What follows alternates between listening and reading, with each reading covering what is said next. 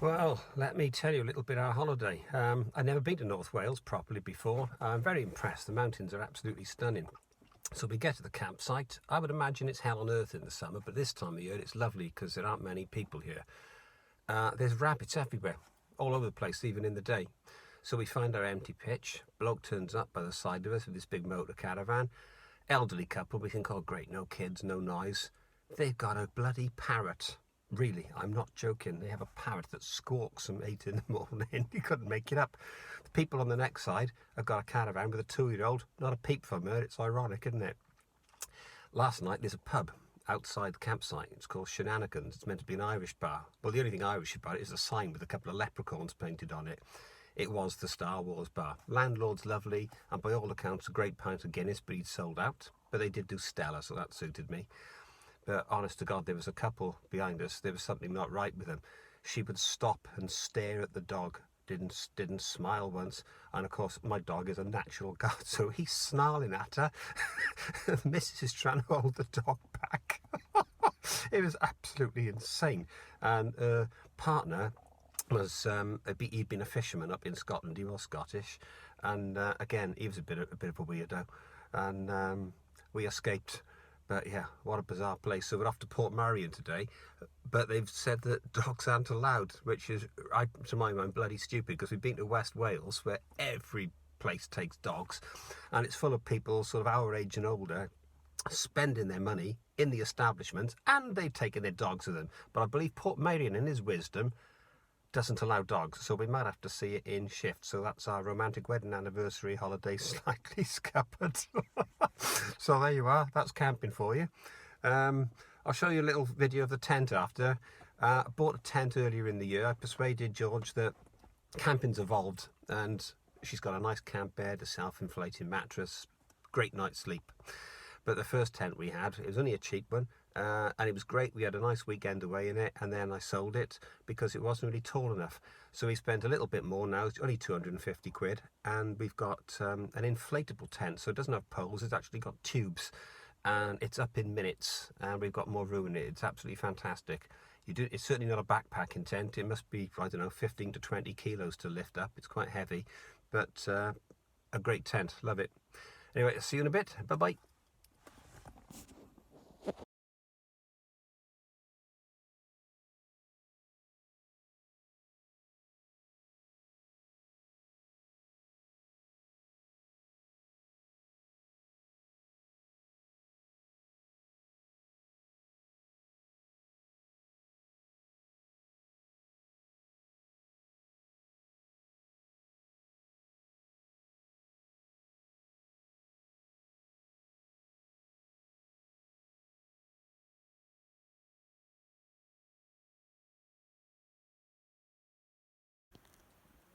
Well, we're at Blackrock Sands, and there are caves at the top of the beach, which you're looking at now.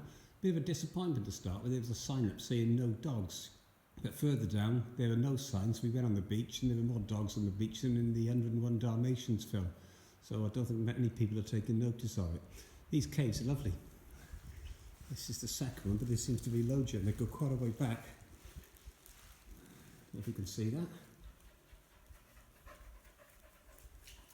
And there's Fletcher. He's having a great time. Isn't he, Fletch? That's it. Proper dog.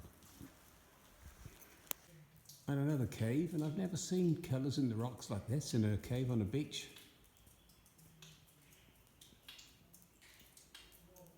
It's a bit damp to spend the night in.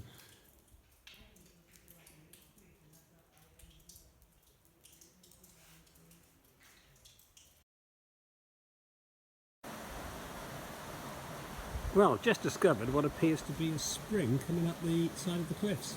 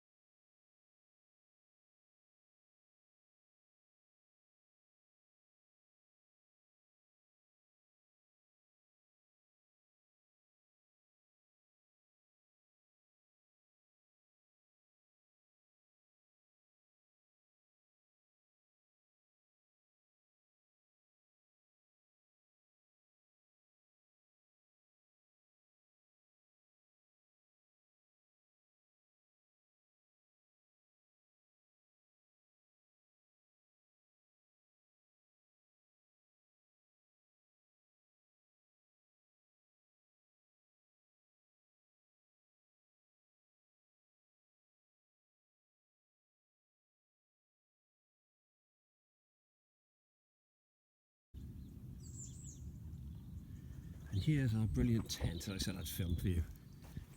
See, it's a Eurohike Air 400 from Billets. There's several on the market that are similar to this.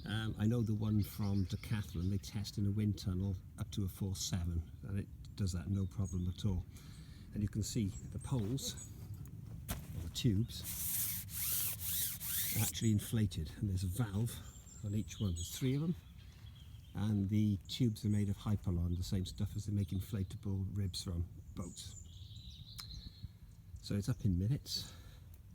It's a mess now because we're just clearing up to go. It's got a 4-berth sleeping tent, but to be perfectly honest, you know, 3 maximum. I would have said it's lovely with 2. And the living area is full standing height.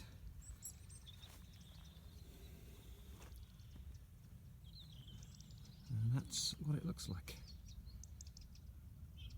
Great tent. I'm really pleased with it. For 250 quid, it's fantastic. Well, we're just packing up to go. We had a hell of a day yesterday. We went up to see Portmeirion, Portmeirion, which is definitely worth seeing. That was really, really good. Then we drove down to Criccieth, and we had a great ice cream there at Cadwallader's, which my old history teacher, Evan, recommended to me. Then we took a drive up to Caernarfon, which we thought was awesome. I think we must really go and spend a couple of days up there. And on the way back, we actually drove down the Llanberis Pass, past Snowdon. And I was blown away by the scenery. It makes our Brecon Beacons look really quite small. It's staggering.